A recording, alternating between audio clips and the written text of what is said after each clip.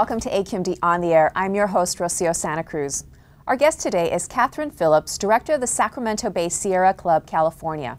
The organization is the lobbying and advocacy arm of the state's 13 Sierra Club chapters, representing 150,000 members. Kathryn, thank you for joining us. Thank you for having me. Can you please share with viewers the Sierra Club's current goals and priorities relating to improving air quality in Southern California? Sure. Well, Sierra Club California represents the 13 chapters in the state, and we're part of the National Sierra Club, which represents about 1 million people across the country. And some of the things we're focusing on as the club generally is on reducing oil dependence, reducing dependence on coal technologies, coal-driven technologies, and generally reducing air pollution, criteria pollution, and also greenhouse gas pollution. Our goal is to make the air healthy enough so that all of our members in California can breathe easily and on most days can see the Sierra and other mountain ranges without struggling through the smog. And what are some of the particular programs or campaigns that you're involved in? Well, one of the things we're involved in right now is working to ensure that the California Air Resources Board passes a good Lev 3 standard, and that's the standard that relates to tailpipe emissions from light-duty vehicles. Part of that standard includes the zero-emission vehicle rule. The Lev 3, which includes tailpipe emissions for GHGs and criteria pollution, but especially the GHG piece, that will match up with the national standard that's going to be unveiled in November. The state standard will also, the proposed standard will also be unveiled in November. But the state will go a step further in that they'll continue to have a rule for advancing zero-emission technology, and that can range from hydrogen fuel cell vehicles or various fuel cell vehicle technologies to battery electric vehicles. We're hoping that the state continues to advance its zero-emission vehicle rule in a way that encourages the automakers to keep producing and keep improving the technology so that all of us will have an opportunity to buy more plug-in electric vehicles and more total electric vehicles. The exciting thing is now is that we're just starting to see a wide variety of vehicles on the road. We can now buy, you can go online or rather go to a car dealer today and you can get a hybrid vehicle. Plug-in hybrid vehicle shortly is going to be available broadly, and totally electric vehicles. You can get plug-ins and totally electrics now, but we're going to see them coming out from a lot more automakers. So we're very excited about the potential.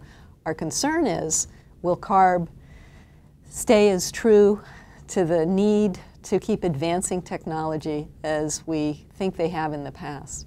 We're a little bit concerned about that. This is a difficult time to be an environmentalist and a difficult time to be a regulator because the economy is bad, and some of the folks who've spent most of their career pushing for regulatory agencies not to pass regulations and have frankly lost in the past are now using the down economy to rip apart some of those environmental protections that ensure that my members have at least a potential for someday having clean air.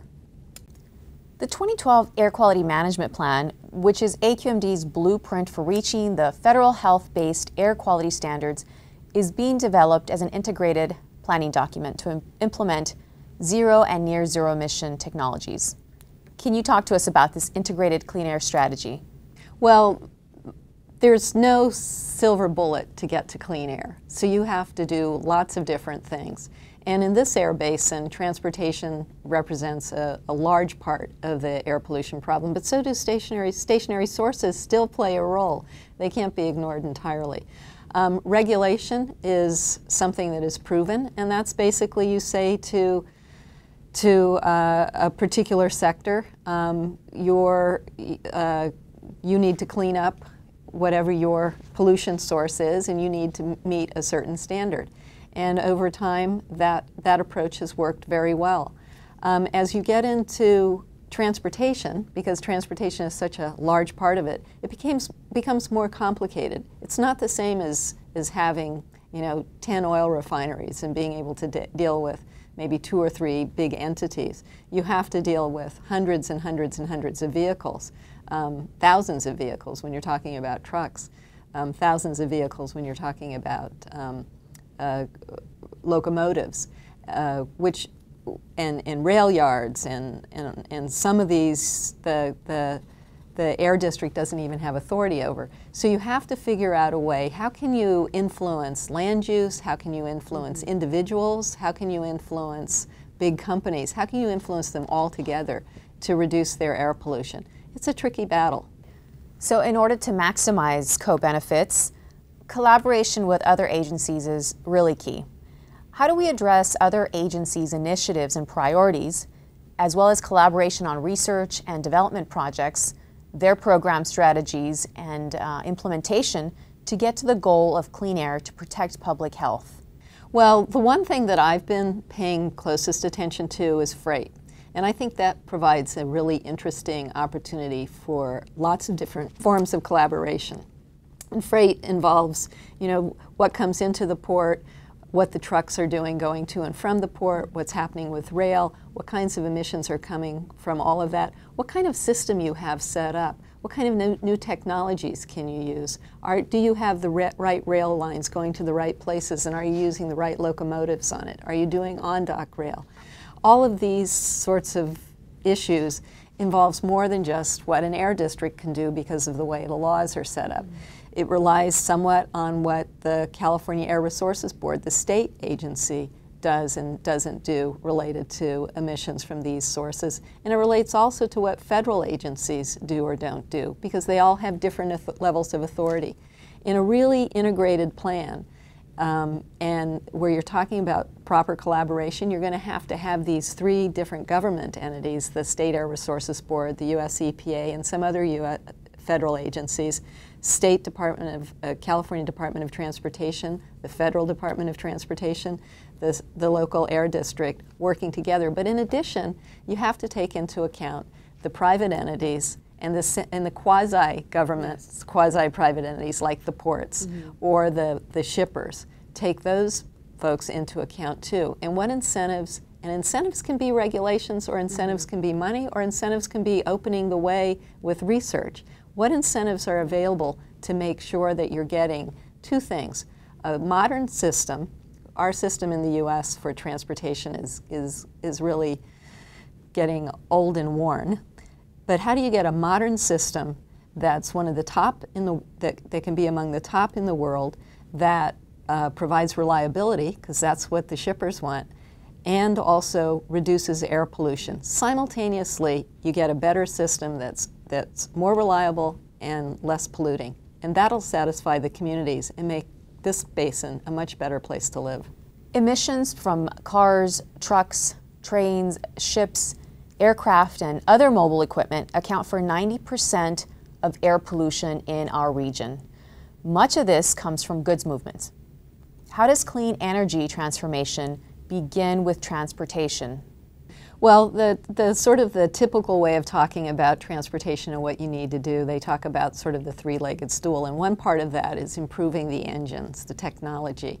And the South Coast AQMD has been on the cutting edge of helping develop and support the development of new technologies, cleaner engines, and that sort of thing.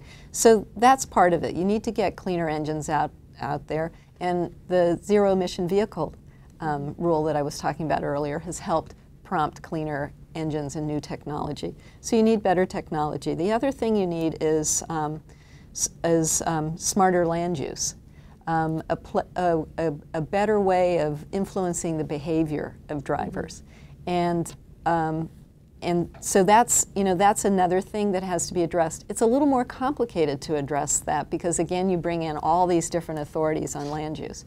But I actually think part of that is being driven by the fact that fuel prices are really going up. And people want to live closer to where they work. They want more transit. They want to have a community where they don't have to get into the car every time they go to the they'd like to do errands without having to drive a long way.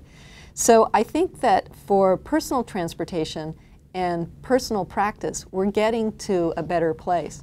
What's interesting, though, is with freight, the more people there are, you just naturally have more freight. Right. So it's really important that we start emphasizing the attention on cleaning up the freight system, even as we make it more reliable and more efficient. Because unless we make it more reliable and more efficient, we're not only going to have worse air, the congestion on the roadways are just going to get, it's going to get impossible.